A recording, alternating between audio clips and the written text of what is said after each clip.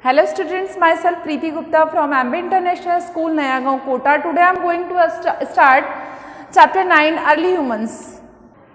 Hello students, today I start chapter 9, Early Humans. Early Humans means आदि मानव means जो सबसे पहले का प्रारंभिक जो मानव था, इनिशियल ह्यूमन कैसा था, उसकी लाइफ कैसे स्टार्ट हुई, उसने अपनी लाइफ जर्नी को कैसे अपडेट किया, इन सारी चीज़ों को हम इस चैप्टर में रीड करेंगे.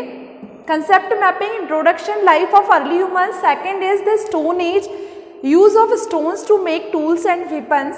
Third is discovery of fire as an important step in progress of humans.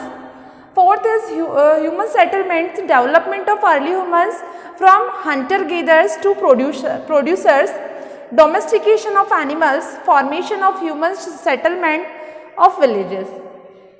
Fourth is invention of wheel, how was the wheel invented, and last point is discovery of metals. Discovery of metals helped early humans to make stronger tools. Humans have been living on the earth for thousands of years.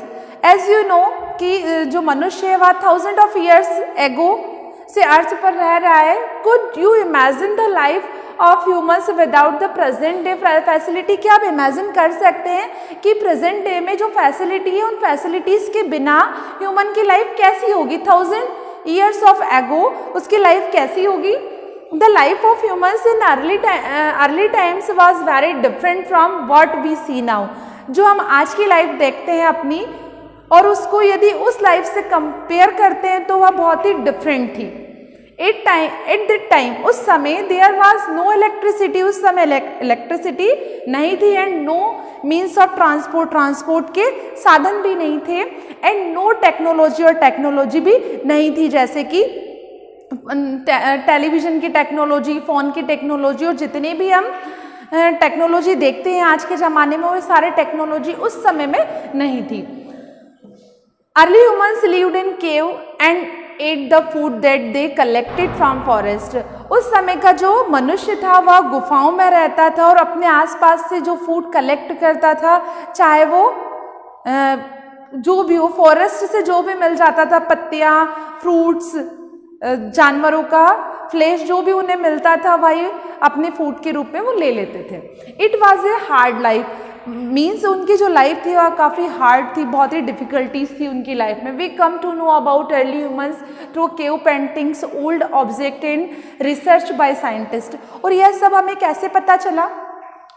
उनकी जो cave painting है उस समय में जब केव में रहते हुए अर्ली ह्यूमन ने उसमें जो पेंटिंग्स बनाई थी, उन पेंटिंग्स के थ्रू हमें पता चलता है कि उनकी लाइफ बहुत डिफ़िकल्टी थी. ओल्ड ऑब्जेक्ट और पुराने सामानों को देखकर हमें पता लग सकता है कि उनकी लाइफ कैसी थी. एंड रिसर्च बाय साइंटिस्ट, और साइंटिस्ट की जो रिसर्च है उसके थ्रू भी हमें बहुत सारे नॉलेज मिले हैं that time.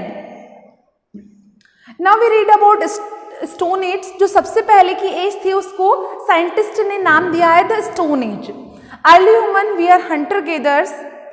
Early humans were hunter gatherers. जो आदि मानव था वो क्या था? हंटर गेदर्स, मतलब शिकार करता था और शिकार करने के बाद जो भी चीज़ें उसे मिल जाती थी उसे इकट्ठा कर लेता था. They used to kill wild animals and ate raw meat. और वह जंगली जानवरों को मारता था और कच्चा मांस खाता था. एंड कलेक्टेड और gathered fruits and roots of plants के फ्रूट्स को और जड़ों को इकट्ठा करता था. They used weapons made out of stones and killing the animals. अब जब वह हंटिंग करता था, वाइल्ड एनिमल्स को मारता था, तो कैसे मारता था? आसपास जो स्टोन्स होते थे, स्टोन्स से वो क्या करता था? वीपन्स बनाता और उन वीपन्स से ही हंटिंग करता था. Due to this reason the era was called the stone age. और यही कारण है कि इस ड्यूरेशन को या इस टाइम पीरियड को स्टोन एज कहा गया. क्यों कहा गया? बिकॉज इस समय मतलब अर्ली ह्यूमन्स अपनी भूख को शांत करने के लिए, अपनी भूख मिटाने के लिए स्टोन से वीपन्स बनाता और उन वीपन्स से शिकार करता था, इसीलिए इस एज का नाम स्टोन एज दिया गया. They also used these stone tools और फॉर डिगिंग. और इन्हीं स्टोन वीपन्स का इस्तेमाल वह किस में करता था? डिगिंग करने में, गड्ढे खोदने में. They found stones with sharp edges, wood और bones of animals to hunt animals, remove their skin, cut fruits, chop and scrape. इस तरह से वह इन weapons का इस्तेमाल जंगली जानवरों को मारने में, फ्रूट्स को कट करने में, बोन्स को काटने में, अपने और भी बहुत सारे काम को करने में इनका इस्तेमाल करता था. Sometimes they tried sharp stones to pieces of wood so they could kill animal more easy from far away. और धीरे धीरे उसने क्या करा, वुड के जो टुकड़े होते हैं, वुड के पीसेज हैं, उनमें इन वीपन्स को सेट करने लगा और अपने वीपन्स को थोड़ा सा उसने अपडेट कर लिया. Gradually, early humans learned to make better tools such as hammers, spears and arrows. इस तरह से उसने वुड्स का इस्तेमाल करके और स्टोन्स का इस्तेमाल से अपने वेपन्स को अपडेट किया, थोड़ा सा मॉडर्न किया और हेमर बनाना स्टार्ट किया, स्पीयर्स बनाए, एरोज बनाए. और यह जो वेपन्स थे ये ऐसे बहुत दूर तक के जो जानवर होते थे, वाइल्ड एनिमल्स होते थे, उनको किल करने में, मारने में इनकी हेल्प करते थे. These helped them to hunt animals even more quickly and more easy. और ये जो weapons थे जानवरों को मारने में बहुत तेज होते थे और इजीली जानवरों को वो किल कर सकता था. They were no longer afraid of wild animals. और दूरी से ही शिकार कर सकता था, उसमें उसको डर भी नहीं था. Early humans lived in caves or on tree top.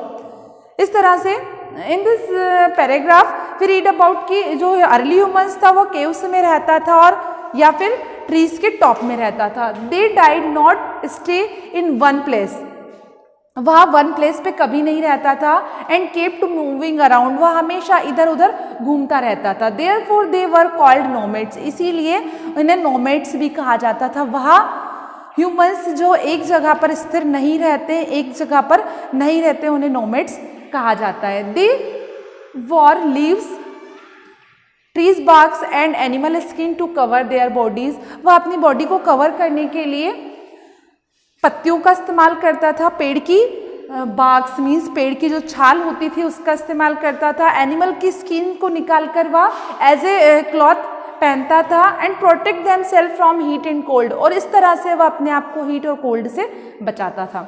Discovery of fire. अब in this paragraph we read about कि how to discover of fire, fire की डिस्कवरी कैसे हुई.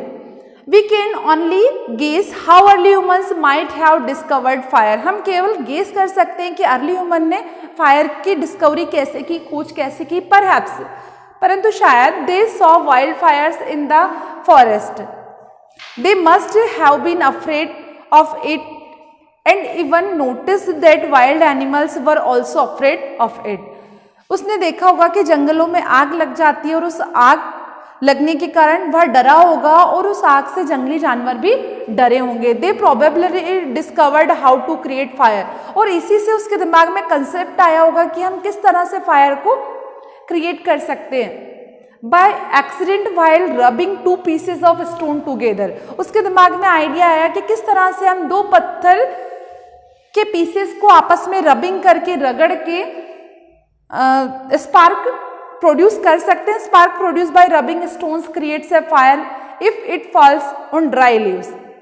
जब हम दो पत्थरों को रगड़ते हैं उससे चिंगारी निकलती है, स्पार्क निकलती है, और यह स्पार्क यदि सूखी पत्तियों पर गिरती है तो वहां पर आग जलने लगती है. The discovery of fire change the life of early humans. इस तरह से आग की खोज ने आदि मानव के जीवन को पूरा बदल दिया. इन अ बिग वे, पूरी तरह से. They saw that it helped them see it the dark. They now knew that even animals were afraid of fire. उसने देखा कि हमारे आसपास को जो डार्कनेस है उसको हम उस आग के थ्रू हटा सकते हैं और जंगली जानवरों को भी आग से डरा सकते हैं. So they began lighting a fire at the entrance of their caves. इस तरह से वह धीरे धीरे अपने केव के एंट्रेंस में, केव के अंदर फायर का इस्तेमाल करने लगा. Their caves to keep animal away at night. इस तरह से एनिमल उनकी केव से दूर रहते थे.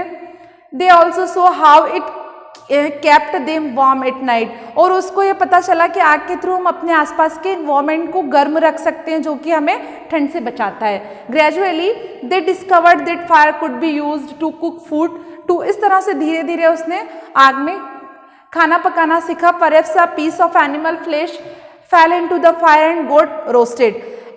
शायद ऐसा हुआ होगा कि एनिमल का कोई पीस आग में जाकर गिरा होगा और वह रोस्ट हो गया होगा. Animal flesh would have taste much better when cooked over a fire. और जब उसने टेस्ट किया होगा तो उसको उसका टेस्ट कच्चे फ्लेश से ज़्यादा बेटर लगा होगा. Now they begin cooking their food. और इसी तरह से उसने अपने फूड को पकाना शुरू कर दिया.